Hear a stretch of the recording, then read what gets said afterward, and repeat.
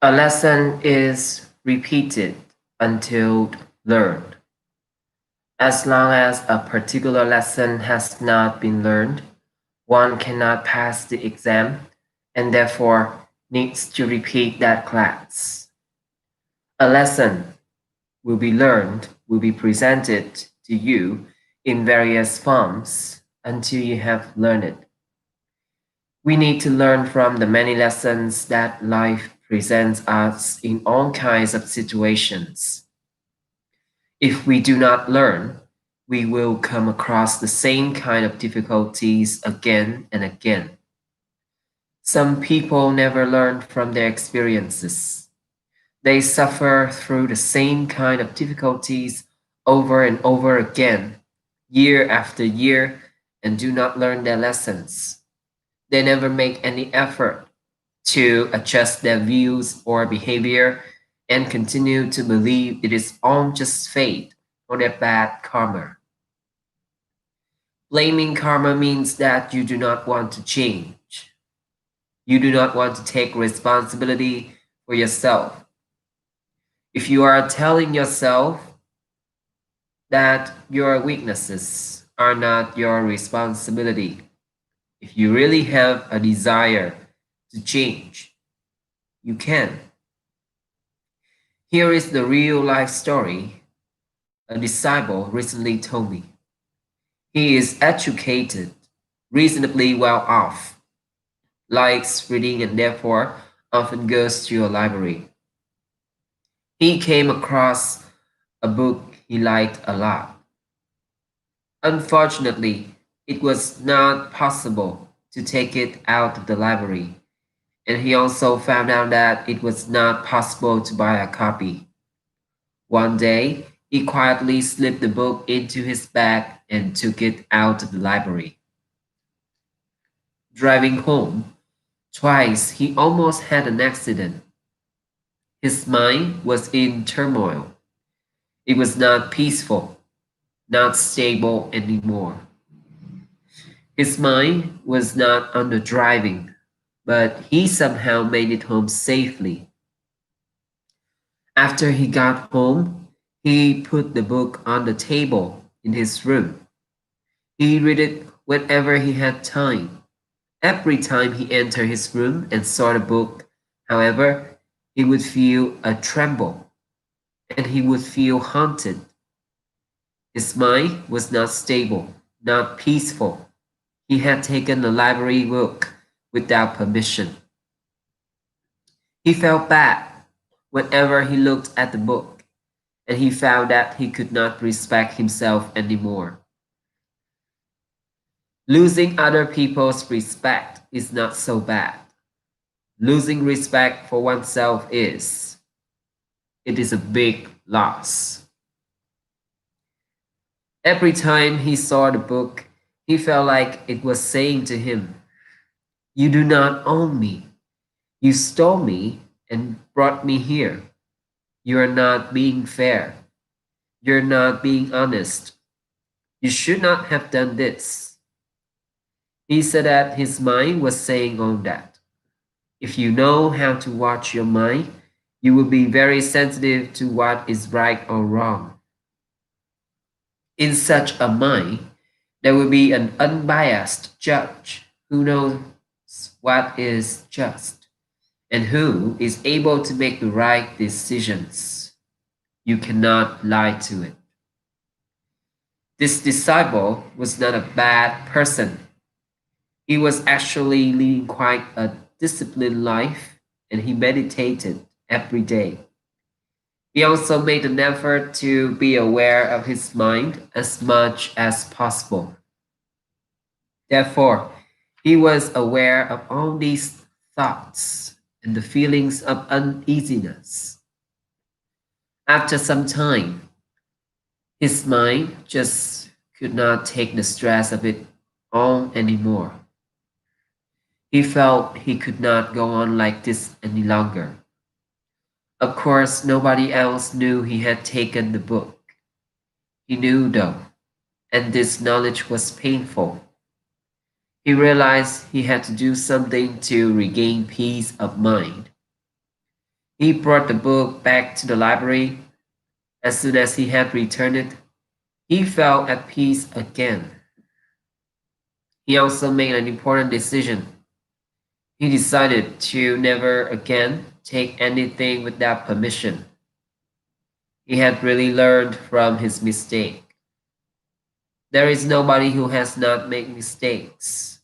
It is important to learn from one's mistakes and not to repeat them.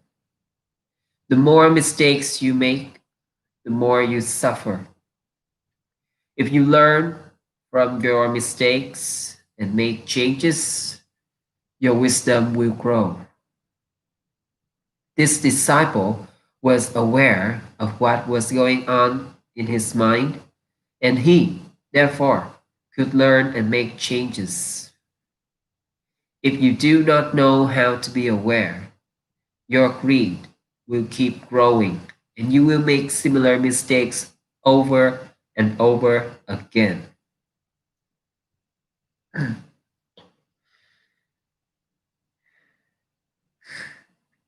When you have learned it, you can then go on to the next lesson. When you have passed an exam, you can prepare for the next grade.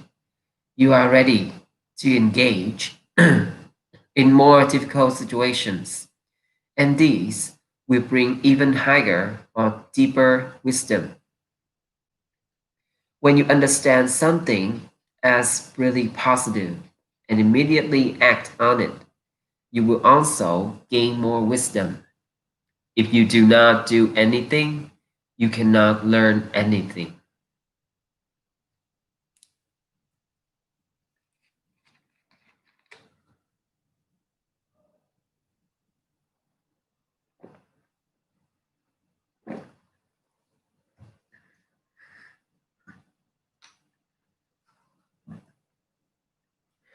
Learning lessons does not end.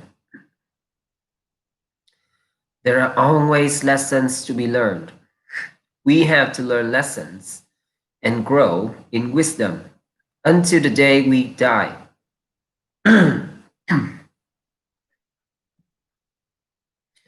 When we practice satipatthana, we should not do it part time or put a time limit to our practice.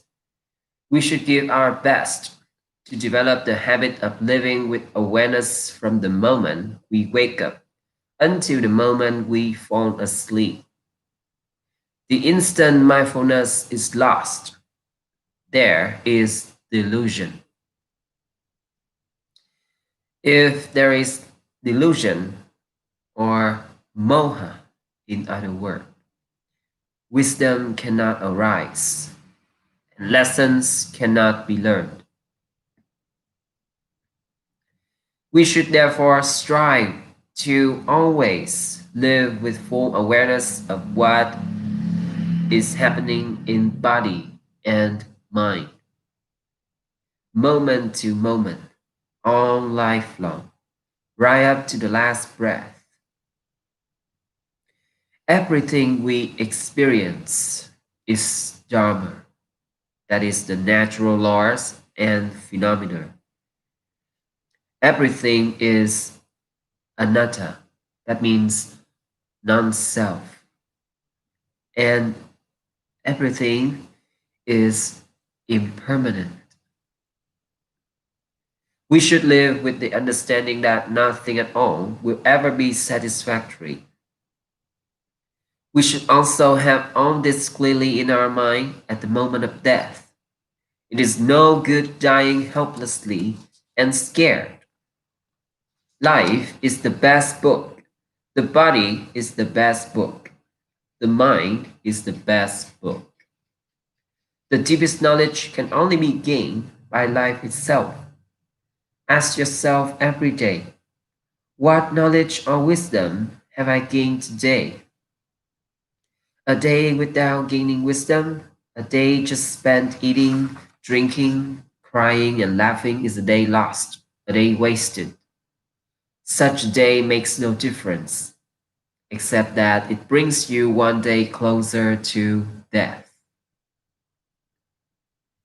When you go to bed too, before you fall asleep, you should remain aware of what is happening in the body and in the mind.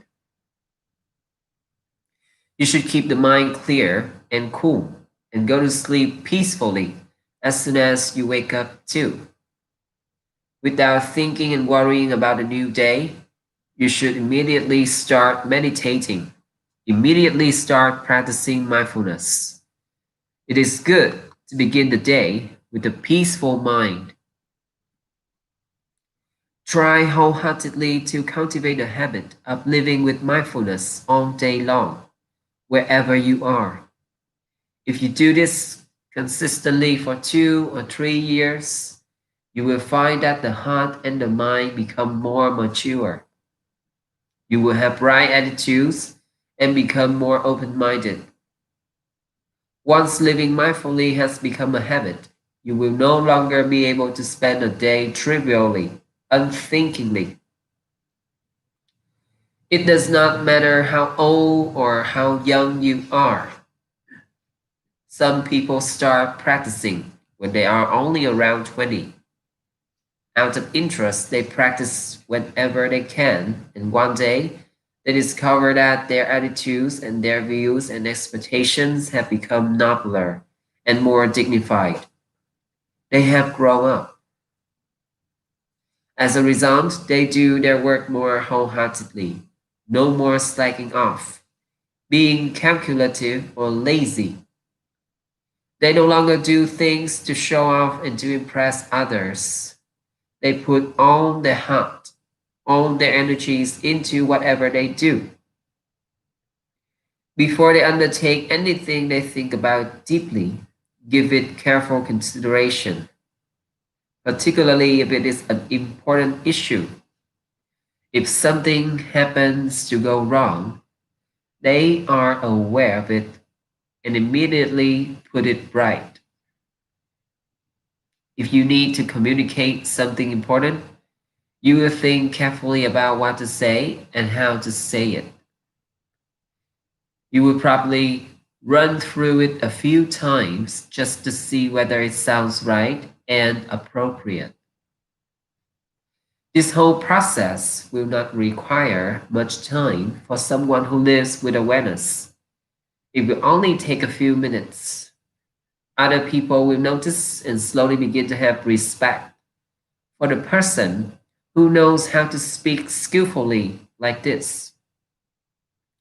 If you want others to respect you, always speak with wisdom and awareness.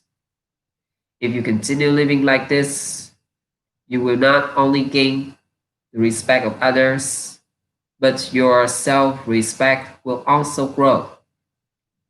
The latter is much more important. Some people never reflect on this. They are used to having people around them who tend to do things to impress others, and they are much afraid of being looked down upon.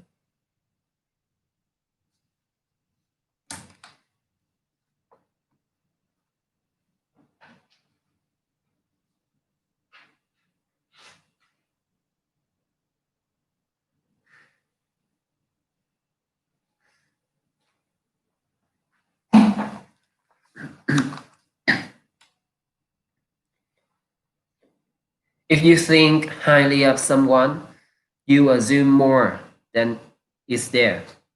If you look down on someone, you assume less than is there. Neither of these viewpoints reflects the truth. If you can live in a way which helps your self respect grow day by day, you will feel satisfied with life. Whether others think well or poorly of you is not so important. Worrying about it is simply a thought that passes through the mind. In order to illustrate this point, here is a story from another one of my disciples. About 5 years ago, he told me what he had learned from an experience. He is very interested in meditation and tries to be as much as possible aware of whatever goes on in his mind. He strives to always keep the five precepts, and he is honest, helpful, and generous. He had, however, this one particular attitude. He always made sure that other people knew that he was trying to keep the five precepts and that he would never do things that were not right. If someone else did something wrong or dishonest, he would make sure to tell everyone that he was always doing what is right and honest. He felt such a great need to always tell this to everyone around him. In the past 4 or 5 months, his practice has improved considerably. As a result, he began to understand that it was actually unnecessary whether others knew that he was keeping ethical precepts or not. He told me that this realization made him feel more peaceful and free. He no longer feels the need to tell people about his good deeds. He used to become very restless if he did not have a chance to tell someone. Now, he is happy to simply do whatever is right, whether others get to know about it or not. Doing something good and then wanting everyone to know all about it is real suffering. It is an expression of greed. The motivation for wanting to show off one's good deeds is greed and conceit. You are telling others that you are better than they are. Being able to quietly do good deeds without feeling a need to tell others is freedom. You become peaceful as long as you are anxious that others might not get to know about your good deeds. You are not peaceful. Even if you do get around to telling everyone, you might still be worrying whether they think that you are boasting. The question you therefore need to consider seriously is, are you doing what is good because you want others to think highly of you? If you are doing good deeds in order to enjoy a good reputation, the mind will suffer. Only doing deeds with a free and sincere heart will bring happiness, maturity, and wisdom. Doing things for honor and prestige will never mature the heart and the mind. It is therefore essential that you always check your attitude, that you are always aware of your hopes and expectations when you are doing a good deed. Meditators should reflect on this very deeply. Are you doing it with an open and free heart, or is your heart the slave of hopes and expectations?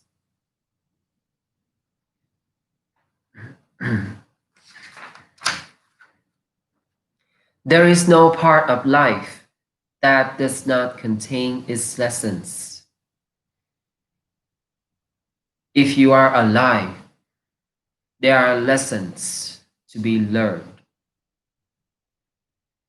When we are young, there are many lessons to be learned. And when we get older, there are still many lessons to be learned. Our lives keep changing, and new situations require new knowledge and new perspectives. The tribulations of life, Lokardama, are all lessons. Bad experiences are lessons, and good experiences are lessons too. When you are young, the tribulations of life are of one sort. When you get older, they are of a different sort.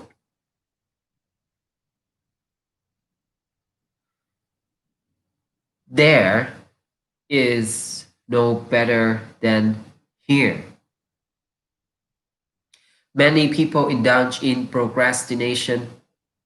I have no time to meditate now.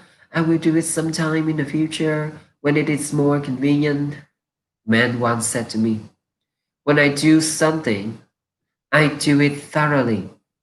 So I will only become a monk when I am finished with work, when I got my pension. Then I will go to the forest and fully devote myself to the practice. There is no point in trying to meditate now, since I will not be able to do it effectively.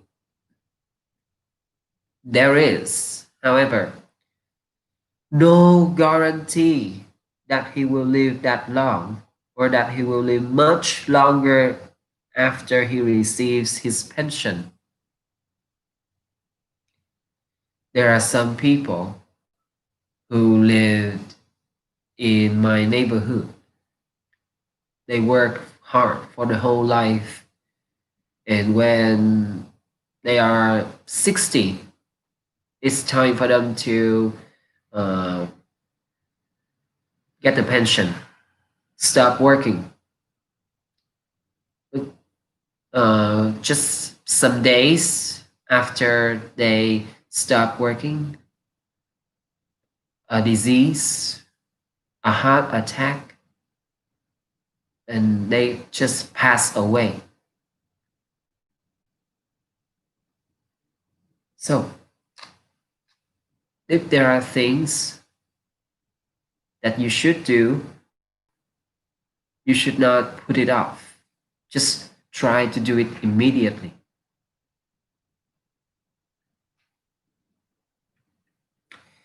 Even if he lives a long life, he might, for some reason, not be able to meditate the way he wanted. Someone who practices as much as he can right here and now will be able to meditate even better when his situation becomes more suitable. Not making an effort now and just talk about meditation is a way of covering up the fact that one does not really want to practice.